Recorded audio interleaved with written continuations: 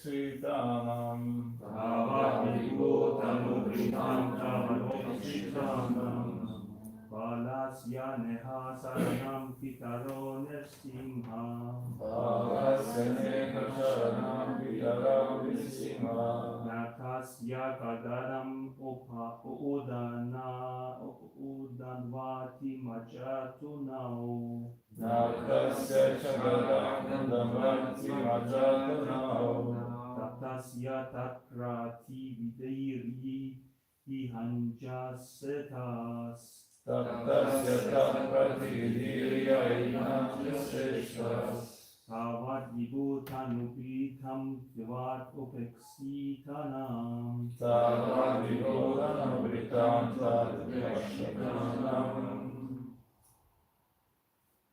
Balasya neha sharanam pitaro nishima Balasya neha sharanam pitaro nishima Nartasya chagadamudam vantimajatono Nartasya chagadamudam vantimajatono Tatasya tatpratitivirya ianyaseshtas Taptasya taprativirya ihanjasetas Tavat vibhotanubhitam tvadupekshitanam Tavat vibhotanubhitam tvadupekshitanam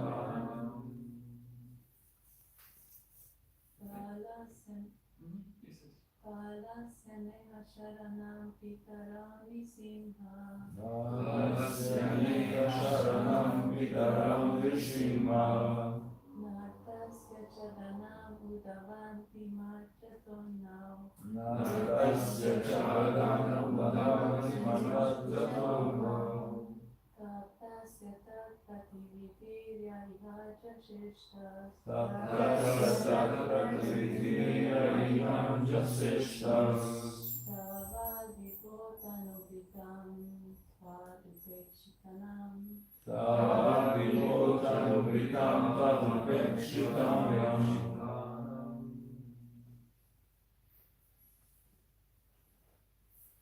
If you don't rush and if you read syllables as long as they're stated, like the first word you have balasya. So it's not balasya, it's balasya. This is twice as long as the one after L. Balasya. And if you read it like that as it's marked, and if you don't rush, it's just right.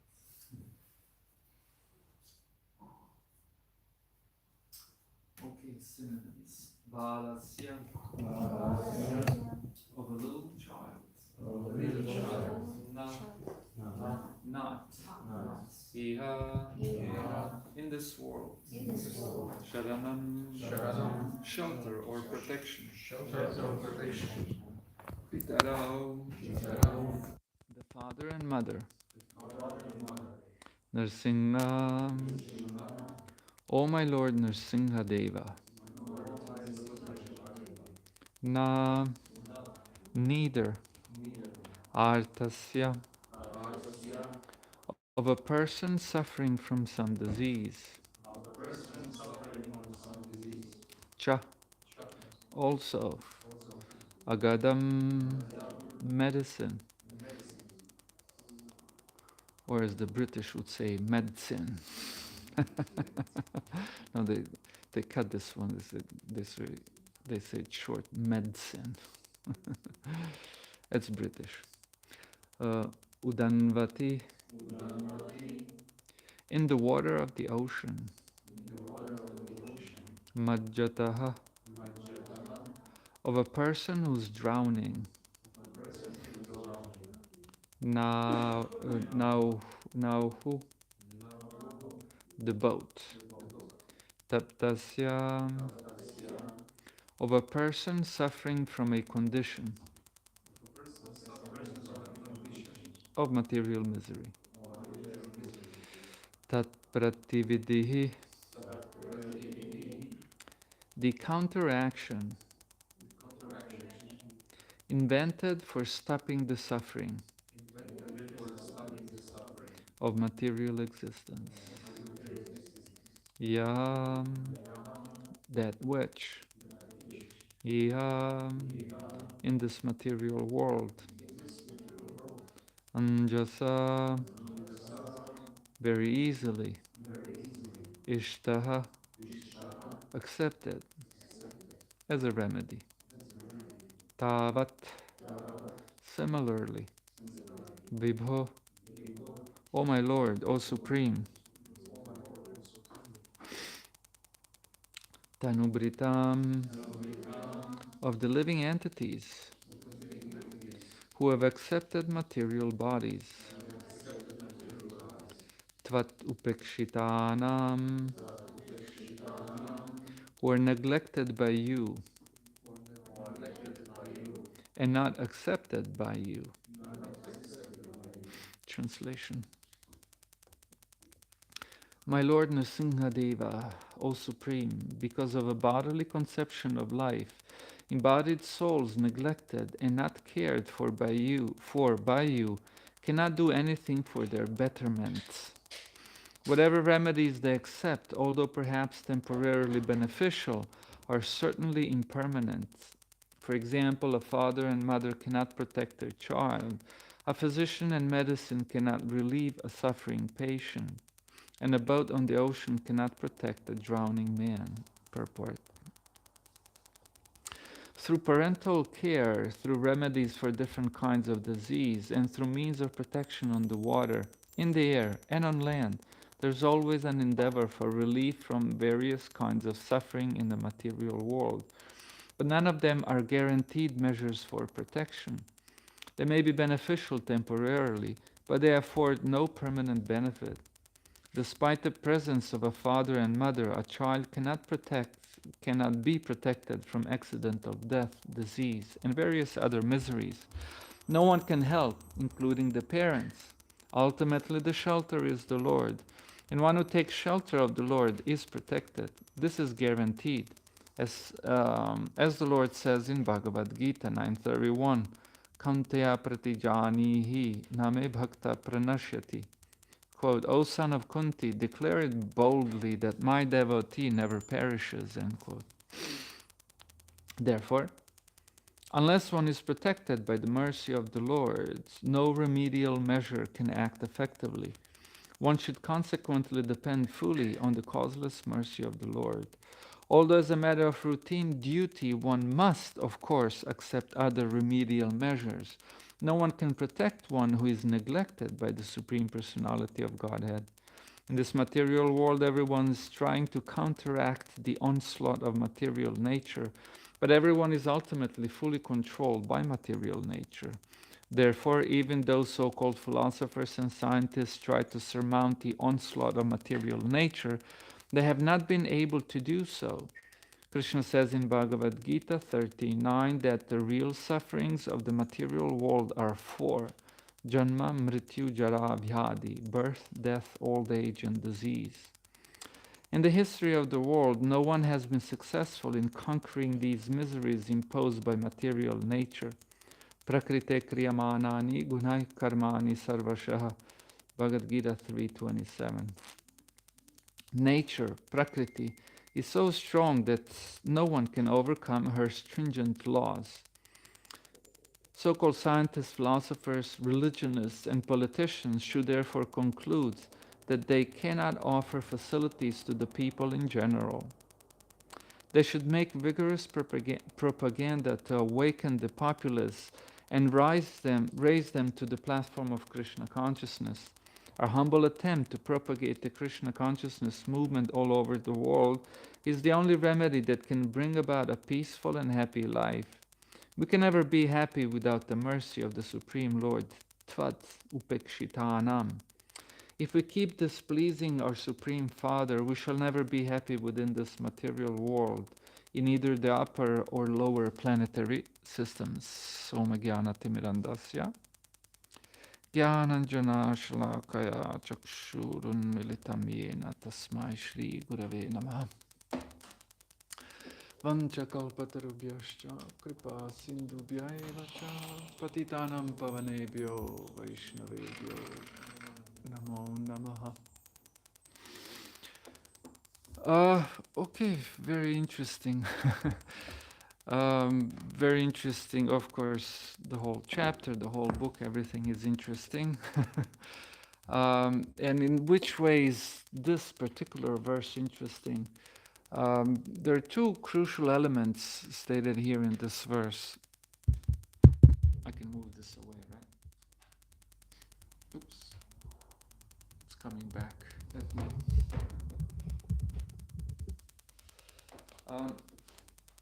No, just okay. It's good, Tom. There are two crucial ways in which this verse today is very interesting and very, very relevant. And it seems like no matter how many times we hear this, we still seem to make the mistake and believe, or should we say misbelief, have a bizarre belief and then therefore have bizarre actions coming from that bizarre belief, thus hurting our own lives and propagating that which isn't actually Krishna consciousness, which Krishna consciousness does not teach. But even the introduction into this verse, the way subject matter develops and culminates in this verse today is also very interesting. Like, the whole chapter, like, you have two people pitted against each other. One is a gigantic demon, very strong, a grown-up person, man, Hiranyakashipu. And then on the other hand, you have a small child, Prahlad. Just by looking at one and then looking at another, the large one seems to be so strong where he could just with a fist flatten Prahlad. But as the story unfolds, that's exactly what doesn't happen. As a matter of fact, quite the opposite. One who meets his own end is not Prahlad, but it's Hiranyakashipu. Even throughout the story, Hiranyakashipu is freaking out. Like, who are you, man? Like, I'm trying to hurt you and you're so small and I can't do it. Like, what's up? And it's starting to become worrisome. Even starts to become paranoid as to what's wrong. Things have been just the way I wanted them for a long time, and now this makes no sense. And culminated at the point where he himself wanted to liquidate Prahlad, and again was unsuccessful to his absolute total surprise. Like, for what? This makes no sense. Doesn't make any sense to Hiranyakashipu. Made a lot of sense to Prahlad. Both people, two different types of consciousness, two different types of understandings of what reality is and how reality functions. And then as the story goes on, now again at the beginning of this chapter, we have again a very similar situation. We have demigods. Demigods? That's like, Prabhupada used the term demigods. They're otherwise called devas, gods. They're not like the supreme God, but they're like almost there. They're super giant, powerful individuals. And they're standing before Narasimha Deva and trembling in fear, like, what the hell is this? And what do? They push a small child. You go ahead and pacify. Again, Bhagavatam is bringing our attention to an apparent contradiction. And life is, by the way, it's always like this, apparently contradictory. Life is one giant paradox. And so this is another paradox here, that why do these giant, humongous people push a little child to go fix the problem? It appears that their powers cannot fix something that the small child can. So, the power is there where you don't think it is. You know, and who are the devas? So devas are people who are like, 2 inches below God. Like they should be right there with God, but they're not. It is this child that is close to God. And we find this throughout the history of religion, like people who seem to be closest to God, who speak in the name of God, like priests, tend to be so far away from God, it's amazing. And we find this in Krishna consciousness also, people tripping out on rituals, cultural details and whatnot, thinking, I'm close to God. While being so far away from God, it's unbelievable. Like right there, but so far. Very interesting. Again, it's like, how? Because, again, the power, what you think is power, it isn't. And the power ends up being in the hands of a person you never thought it would be.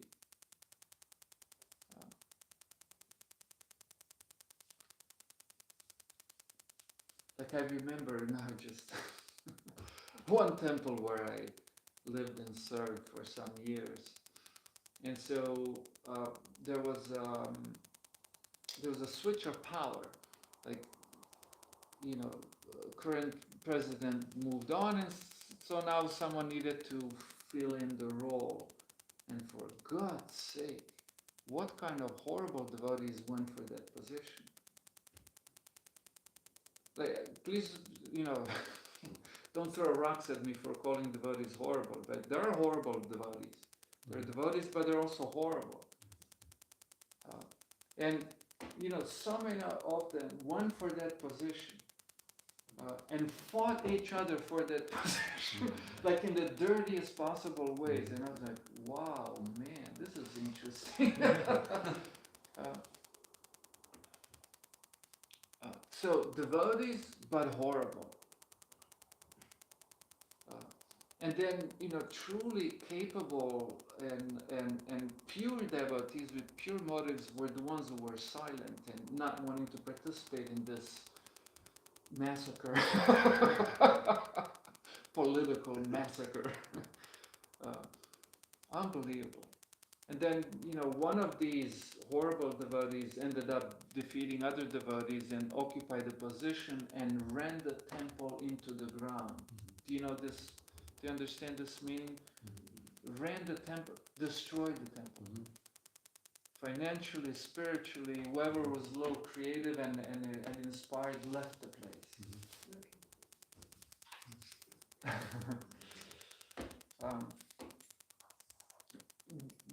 Very interesting. But again, like, where is the power?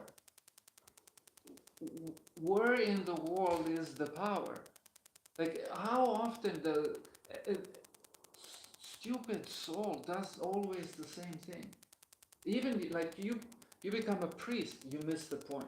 You become a technocrat of spiritual rituals, far away from God. You become a devotee chanting Hare Krishna, and this is going online, but I don't know if you know, there's mafia in Mayapur. Do you know this? 20 years ago, I participated in a panel where GBC was thinking how to get rid of mafia. They're not like Al Capone or devotees who chant Hare Krishna. I mean, like, unbelievable stuff. So, time and time again, soul seeks power where the power isn't. But like in this story again, you would think, giant Hiranyakashipu, man, that's where the power is. He even got all the blessings, like you would think he covered it all. Like, where's the end to this giant? Like, that's it, it's like God. And then he collapsed. But the interesting thing, and this is probably the worst thing, and Prabhupada says that in the Bhagavad Gita, what is the greatest enemy of the sense enjoyer? Do you remember this? Prabhupada says, what's the greatest enemy of sense enjoyer? Law of the Yeah, of course, that's a good one. Yeah, that's a good one. Very well. But it's a correct answer, but Prabhupada didn't say that in the Bhagavad Gita. It's another joy.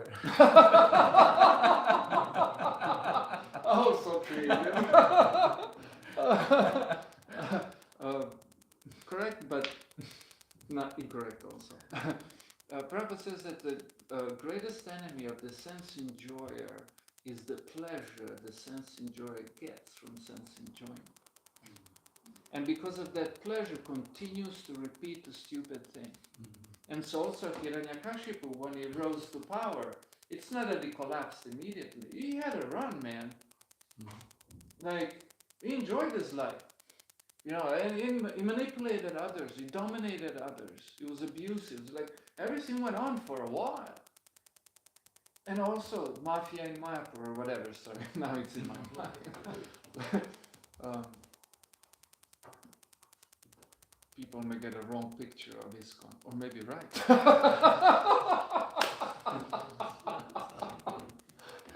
Anyhow. And also those devotees who were competing each other, who's going to get the position of the president. You know, eventually, you know, the biggest rascal of them all who managed to defeat the others, like he had a run for a while. Things were going okay but then. And so that amount of time where you got what you wanted and you felt like I'm on top of the world is exactly what makes you stupid. This is also Bhagavad Gita, like what is the enemy of knowledge? Enemy of knowledge, Kama. Kama is the enemy of knowledge. Kama destroys, like, in other words, when you become preoccupied by that sense of pleasure, you're incapable of making a larger calculation where you will see that this is not worth it. So this is the mistake that's made time and time again, and it's a symptom of a diseased soul. It's a form of a disease, and so this is like really super graphically illustrated in the story of Prahlad. The Devas, the Hiranyakashipu, they're all making the same mistake, so to speak. And so they push Prahlad forward, you go fix it. And he's the one who fixes it. The moment he shows up before Narasimhadeva, who by the way appeared because of him, not because of anyone else, the Lord is immediately pacified. And so the whole introduction to this verse today is quite amazing. Like very, very strong.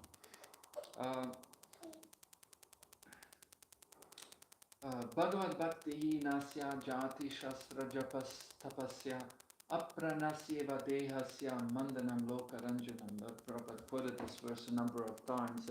It's a very interesting verse because it does exactly like this. All the elements which in a religious system you would consider valuable are not valuable if they're devoid of the thing that Prahlad has. And this is Bhakti. Bhagavad Bhakti hinasya, when hinasya, devoid of, when there is a lack of Bhagavad Bhakti, devotion unto God, then everything else, japa, tapas, knowledge of the Shastra, all of this is like a body, but aprana means no life in it. It's a cool body, man, but it's dead.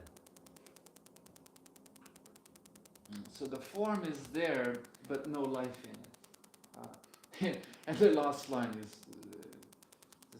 Mandanam Lokaranjanam. And it is an entertainment for the mundane people. And we see this in religion all the time.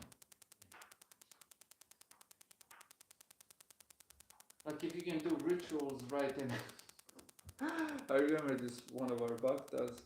First time went to Vrindavan, then he saw some sahajiya singing with a harmonium somewhere in Vrindavan. He said, "Oh, that was so good, you know."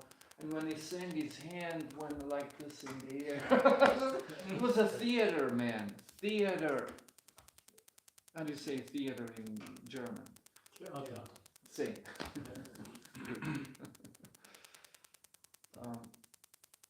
It's apranasiva deha. It's, you know, this is the difference.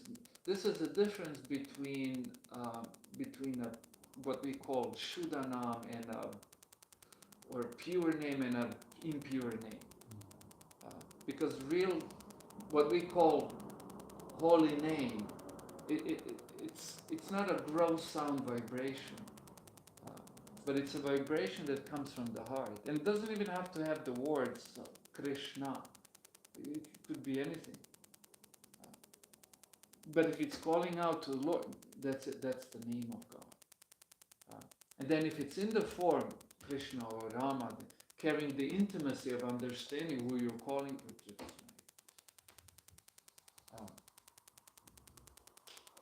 The goal of religion.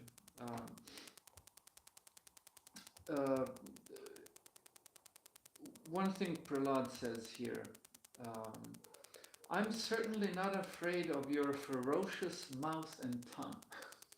Because it's described there, Nrsimhadev was sitting there and there's intestines around his neck. I mean, that he pulled out of the abdomen of Hiranyakashipu. See. I was a soldier, I've seen. You don't want to see that. There's blood all over his mane. You know, mane, like the hair of the lion. Yeah. And his mouth was gapping. It was a horrible scene, like very intense. Adbhuta, meaning amazing, amazing scene, very impressive. And his tongue, it said that his tongue was like moving real fast. Wow. So he says, I'm certainly not afraid of your ferocious mouth and tongue, your eyes bright like the sun, or your frowning eyebrows. Frowning, you know, when someone's angry, then the eyebrows go like this. That's frowning eyebrow. I do not fear sharp, piercing teeth, your garland of intestines, your mane soaked with blood, or your high, wedge-like ears, like ears were standing.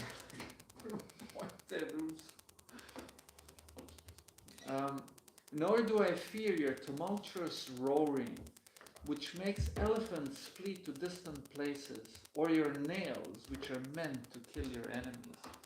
So Prahlad saying, when he approached Nrsimhadev, he said he was not afraid of this.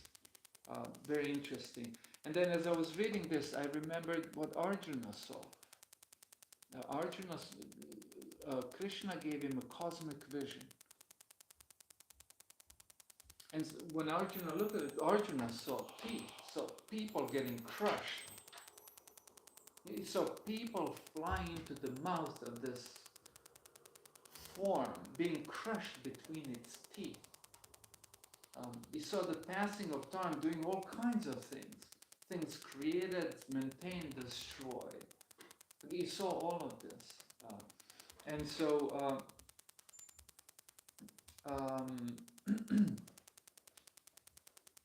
Arjuna, what was interesting to me, I mean, I was only a teenager first when I read this, and the reason why I bought the Bhagavad Gita, because I wanted to have the universal vision. That was the first thing I was looking for. Where is it? I didn't read the rest of it. I just wanted to read that. That was the motivation. And I remember when reading it, because I knew who was Krishna and who was Arjuna. Arjuna saw pain in that picture. Arjuna saw fear. Arjuna saw destruction, death. Nrsingadeva appears, there's destruction. I mean, shredded to pieces. Not only Hiranyakashipu, but a whole lot of other people. It was carnage. You know that word carnage? Carne means meat. Carnage means when you chop meat to pieces. In Spanish, carne, yeah. Incarnation, in carne, into flesh, into meat. Incarnation. Carnage. Like, man, there was meat everywhere. Sorry, Krishna. But it's interesting that Prahlad is not afraid, because Prahlad there sees Prahlad like something like Arjuna. With Arjuna it was a little bit different, but Prahlad does not have a dualistic vision. He doesn't see himself somehow separated from God. But he experiences all of this, even the pain, the fear, the roaring, the blood. It doesn't bother him because he's one with Krishna. Not one like Mayavadis would say. But he's a part and parcel of Krishna, someone who's aligned with Krishna's purpose. And as such, he does not experience all of this as fearful. And by the way, this is the vision of a devotee. Easy to say now, but if you find yourself in a horrible situation, again, I was a soldier, and you don't know how horrible it is when someone wants to kill you or do horrible things to you. It is a freak out experience. And the tendency typically is that you try to fix the situation, and then when you cannot fix it, you give up. And then if you're religious, then God comes to mind. Your only shelter. And it's interesting that you may find peace. But to a devotee, whatever is going on is directly or indirectly the hand of God. So the same hand of Narasimhadeva, the same hand that was slashing things, people, creatures to pieces, creating a huge destruction around, was the same hand that patted Prahlad on the head. So same object, but experience vastly different between two different types of people. So, by the way, in Krishna in our literature, it's stated that advanced devotees have this kind of experience. The rest, maybe sometimes. When we look at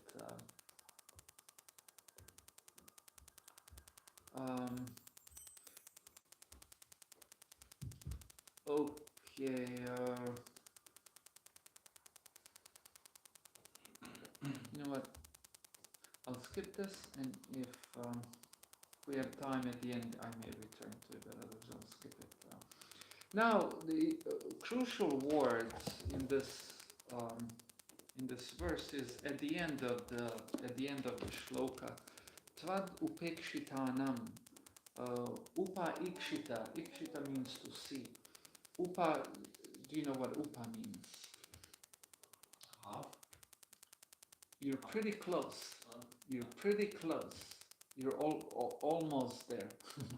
Like Upanishada. Upadevas. Upadeva.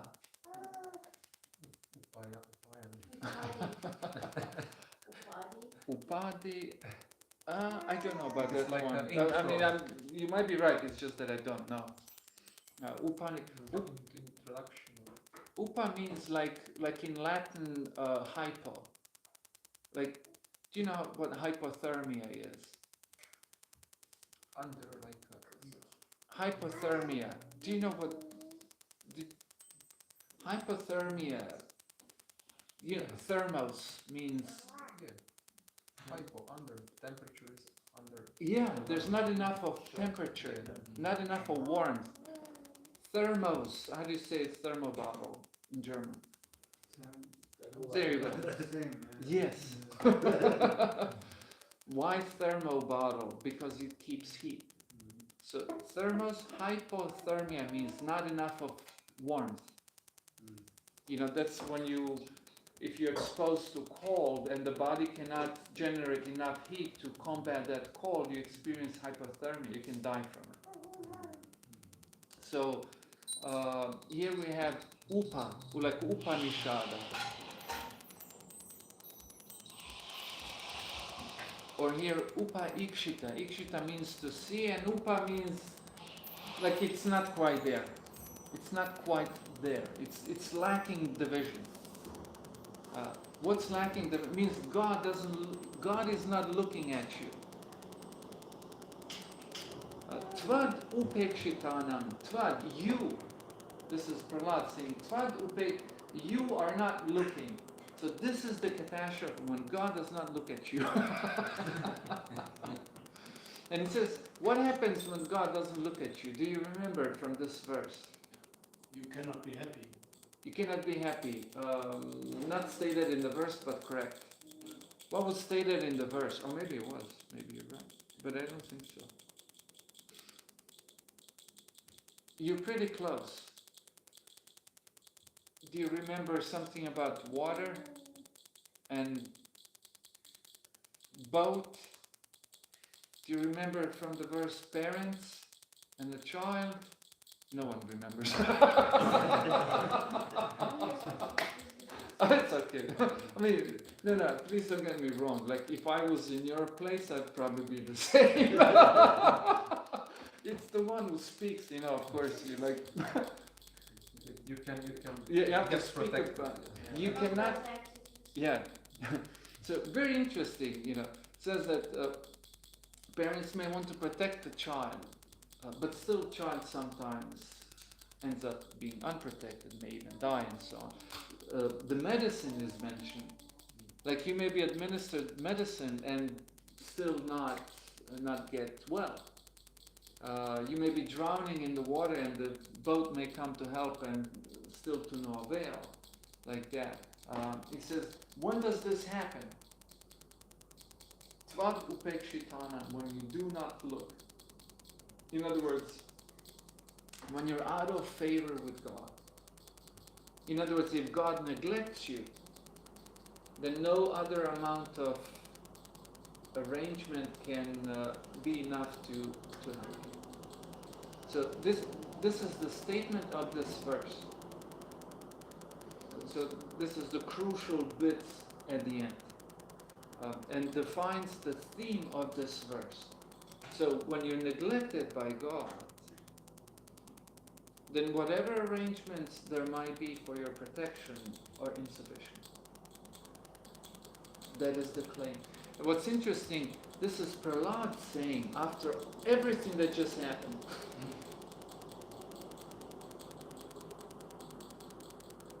And he wasn't making any arrangements for his protection. None.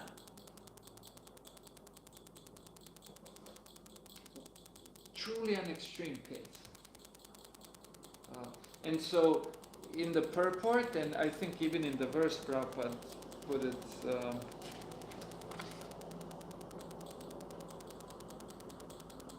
no, it looks like it's in the purport. Prabhupada speaks of the temporary nature of things. Like that is one reason why people take to religion. Because things are temporary, and just by the fact that they're temporary, they're going to go away. Even we ourselves, if that's true, that everything is temporary, we will go away. So everything we do is in due course of time becomes nothing. So what is something that becomes nothing? Nothing. And this is a question that bothers thoughtful people. This is precisely why people take to religion. Slothful people.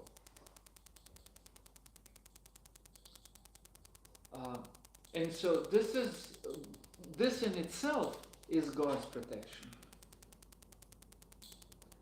In other words, by introducing the concept of God, you overcome the pointlessness of existence. That's one protection by God. Prabhupada mentions that in the purport. And so this is the basic classic religious contribution. But what's interesting, in the purport, Srila Prabhupada says that, how does that go? That certainly you have to. Because some people think, okay, so God protects, I don't need to do anything. You know, I'm not giving lecture, Krishna's giving lecture. It's stupid. Not true. I'm not selling books. My guru is selling books. Not true. You're selling books. And you better. Prabhupada didn't like this. No, I'm not doing that. Who's going to do it? Like Prabhupada went around and begged people to help him with his service. Prabhupada said about Arjuna that he wasn't sitting aside smoking ganja and waiting for Krishna to do everything. Like the soul is one of the doers. And the illusion is when you think you're doing what you're not doing. It's not that you're absolute non-doer. The soul is one of the 5 elements of 5 factors of action, if you remember in the Bhagavad Gita. One of them is the endeavorer, one who puts endeavor, action. That's the soul.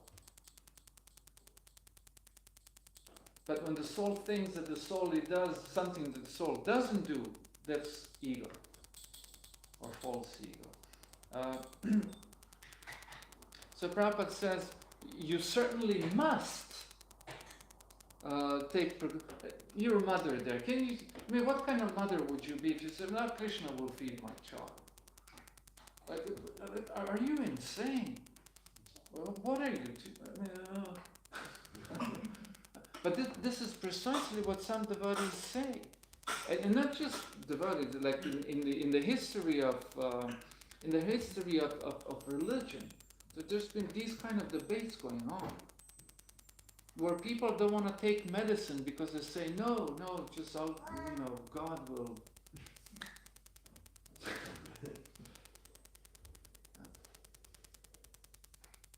So the point here is not, what we find here is, it's not a question of causation or no causation. Cause, what's the German word for cause? Causation. One thing causes another. Ursache. Sounds very much similar. To me, at least, the way I heard it. Can you say it again? Ursache. Oh, Ur. ooh. Okay, that's like in Cologne, yeah.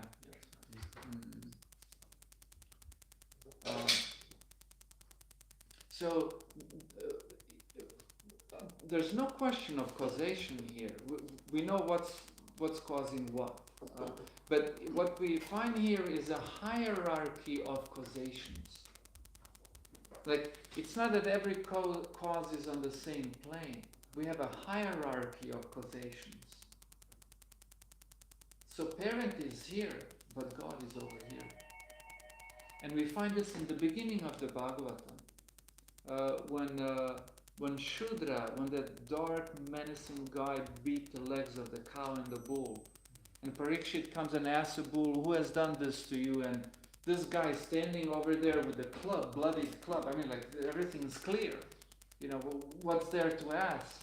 But yet he's asking, like, who has done this to you? And the bull is saying, difficult to say. Because he's thinking of the hierarchy of causation. Yeah, like this guy, he's done it, he's the immediate cause. But what's the remote cause? there you have karma, there you have demigods, there you have people who ordered murder, like mafia. And then ultimately, there's God. So this is a picture that Bhagavatam keeps painting time and time again. And it's interesting that Prahlad is saying this, having gone through all this ordeal. So it's a hierarchy of causations. There's the immediate cause and there's the remote cause. And so as Prabhupada says in the purport, it's not that because God is behind everything, therefore you have no responsibility. Nothing like it. You have not full, but a lot of responsibility. And therefore, if you parent, you should make arrangements for the protection of your child. If your service is to sell books, you should sell books. Like you do it.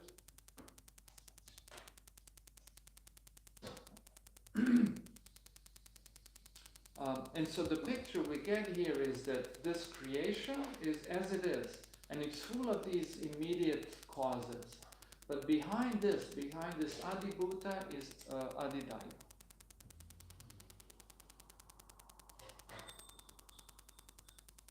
God, demigods, karma, all of it. And this is a difference between a theistic and atheistic vision of the world.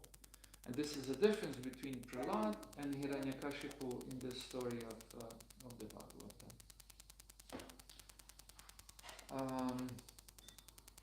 Okay, I'll stop there on that self. Any questions or comments perhaps?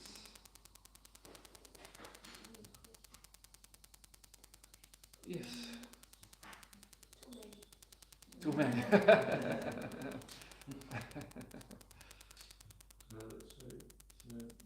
She had her hand first, as much as I was able to see. No. Yeah. And then we can. Yes. I didn't really understand the last one. What was the difference between Prahlad and Hiranyakashipu. I hope I didn't say Nrsimha there. That would have been good. Because you said this sensation, like. Yeah. Well, that's the difference between the vision of Prahlad and the vision of Hiranyakashipu. Like Hiranyakashipu relied only on his immediate arrangements or process of causation, which actually produced quite a large result. But in comparison to Prahlad, it was appealing to the remote cause.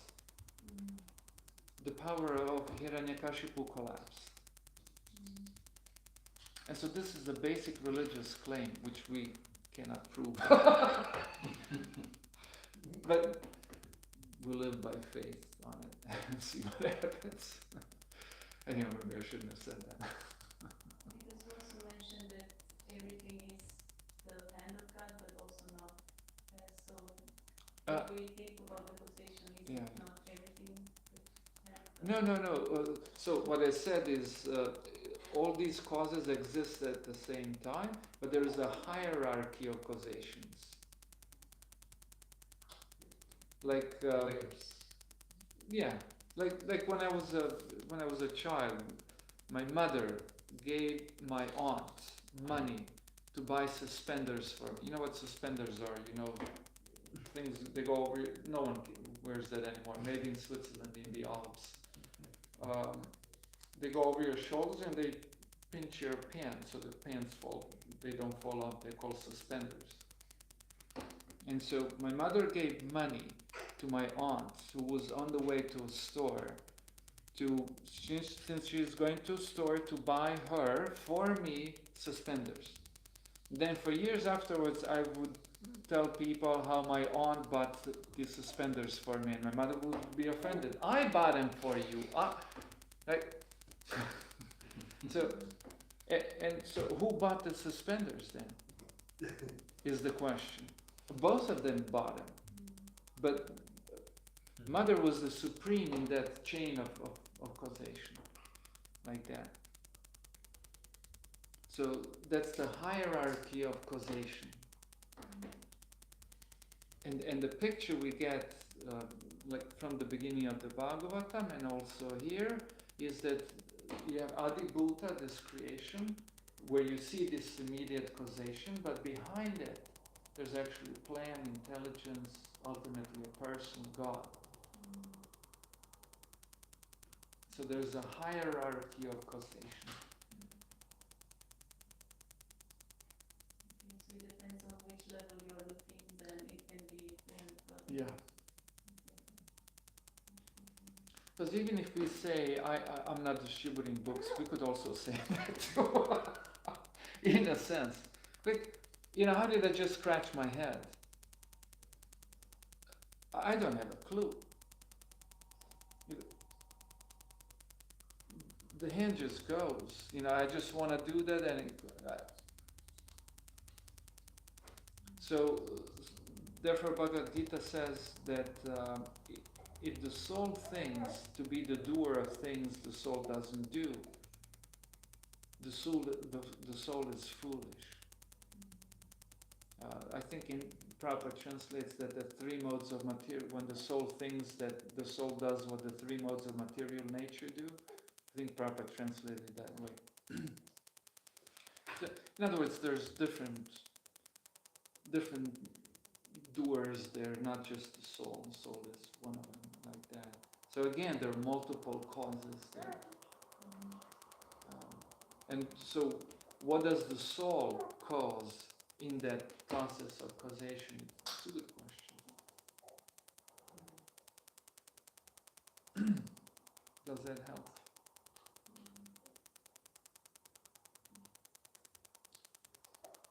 He was first. Maharaj, thank you for your lecture. How see you the three words protect, surrender, and faithfully? Project, surrender, faithful. Protect. Protect. Protect, and surrender, and Faithfully. faithfully. If you bring three options into the diagram, how to analyze them? What did we have? Protect, surrender, And faithfully. and faithfully. What is the distance between them? As you know,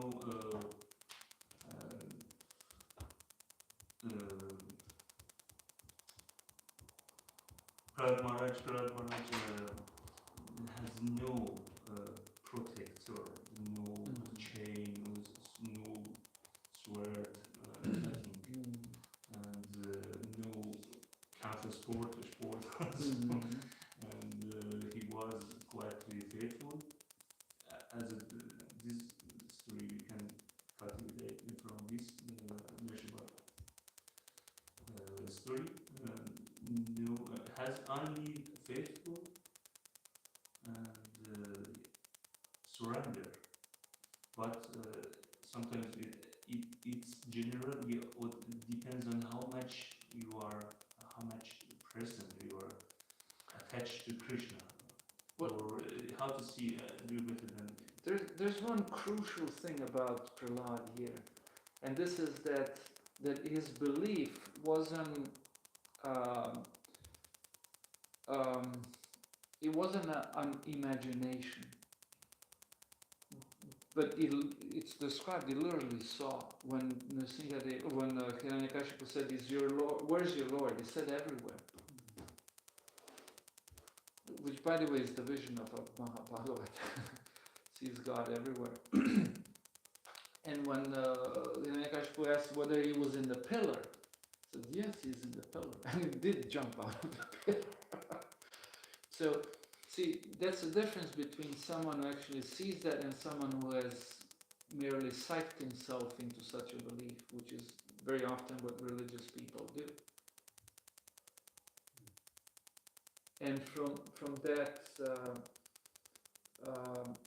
that belief, which is, see, we live in a Christian world where belief means something which is insubstantial, no substance. In other words, it's just like you psych yourself into it. Like there's this video clip of Carl Gustav Jung, the famous psychologist, when he was asked whether he believed God existed, and he said, difficult to say, I don't believe, I know. Like that. So there he used the term belief, like, something that's antithetical to knowledge, as different from knowing. But actually the way the term Shraddha is used is synonymous with knowing. When you know, you believe. When you believe, you know.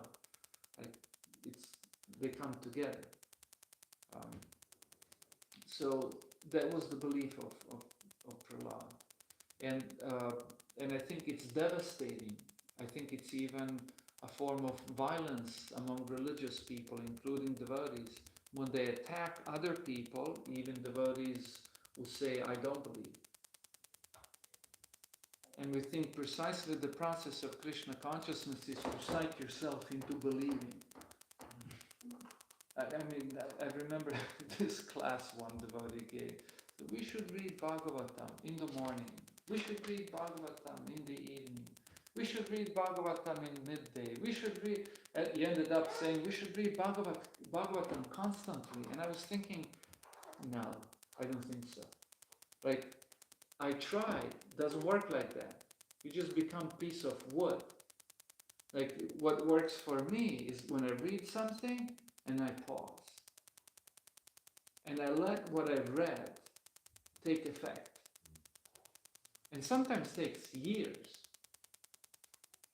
Something I read years ago now makes sense. But once you see the truth, when you know, then Shraddha forms. That's how you make progress, in my opinion, in Krishna consciousness. Not by, take a book and hit your head with it, And we even have that attitude with chanting of Hare Krishna. Like the point is to just make your mind a piece of wood. It's just, which is impossible to do, and literally scares off creative, rational people. And people we have left are typically, semi-damaged, mentally damaged people. And I've seen that a lot of the times at our temples. All the creatives and capable people leave, and at the temple, at the ashram, you have people who are half damaged, who are okay with this process of suicide. I don't know. That's how I see it. I might be wrong. I don't mean to.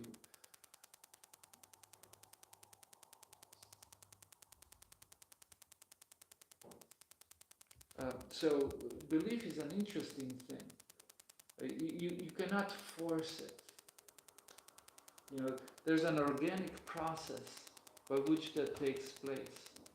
And that's why when we say that someone is advanced in Krishna consciousness, does not fall down. If someone is Mahabhagavata and then falls down, then it wasn't a Mahabhagavata. Because when the faith organically forms like this, no one can convince you otherwise. That's the nature of Shraddha. That's why the symptom of Mahabhagavata is a firm faith. And then, you read this and means, okay, that means I've got to psych myself into it. Give me the book. Dude, man. But a lot of devotees do that. I can't say, but sometimes even so-called senior devotees recommend this as the. I'm like, I know if you're right, I'm not with you guys. I'm leaving. Sorry, that doesn't work for me. Suicide? No, thank you. And so, people like that have already many times left because They don't want to commit suicide. But then religious people have a tendency to do exactly that. Like, you don't have faith, man. But faith is not something we I decide. I'm going to have, it's stronger than you. That's the thing about Shraddha, it's stronger than you.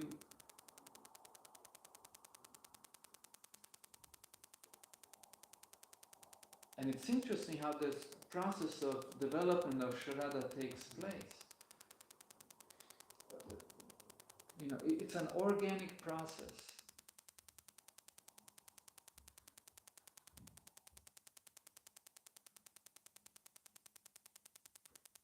I mean, what we list in Krishna consciousness as the process of development of Shraddha is just like basic elements. You associate with devotees, you go to holy place, serve Krishna like that. But as you do that, that's not enough. And we hear this time and time again.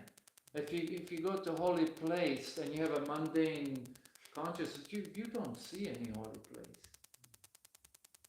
I mean, you are there and you get some benefits, but those benefits are utterly insignificant. Not utterly, but pretty insignificant.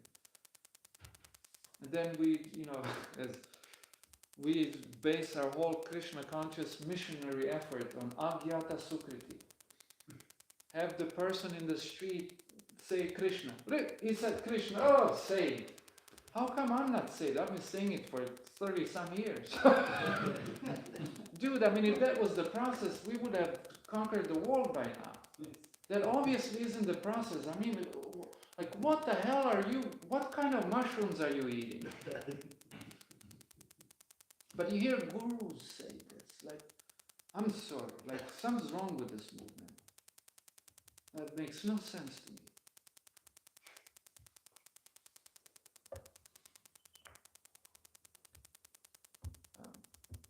So, and from there comes surrender, like what we call surrender means dedication. The Sanskrit word is prapad, which really means to go towards. Pra means forward, pada means foot, like you go in that direction. You dedicate towards that certain goal, person, relationship, to commit. And that commitment follows Shraddha.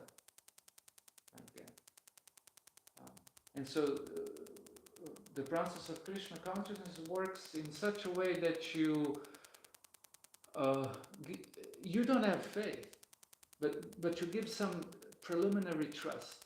Like, okay, I'll give this a chance. I don't know whether it's true, but I'll give it a chance. You know, I'll read the books, I'll chant, I'll whatever, and see what happens. And then the experiences that come from it form Shraddha. But what happens is that, you know, to a whole lot of people doesn't generate a whole lot. And then what they do is they, you know, like, you know, they try to psych themselves into it.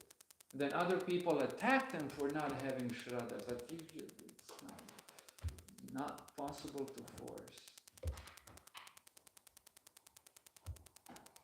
Does that please somewhat answer? Okay.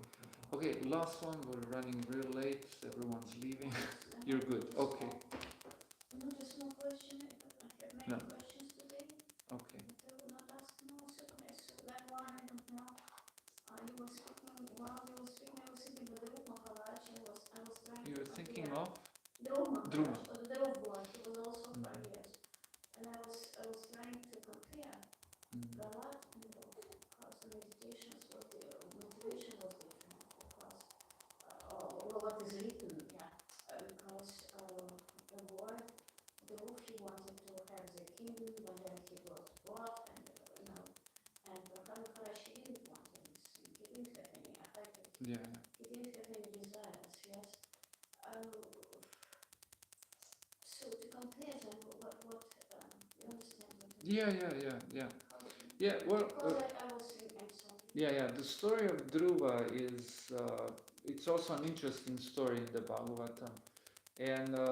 And meditates on a case of a person who we had at least one thing going on for him, and that is that he really wanted to fix the problem. He had a problem. He didn't go to God for God. He went to God to fix his problem. But he was at least super honest about fixing his problem. And he was dhruva, like literally means immovable, fixed. Because it was fixed in his determination. Even when Narada Muni tried to talk him out of it, he couldn't. He's no. And so Narada Muni then used that determination of his and directed it towards Krishna.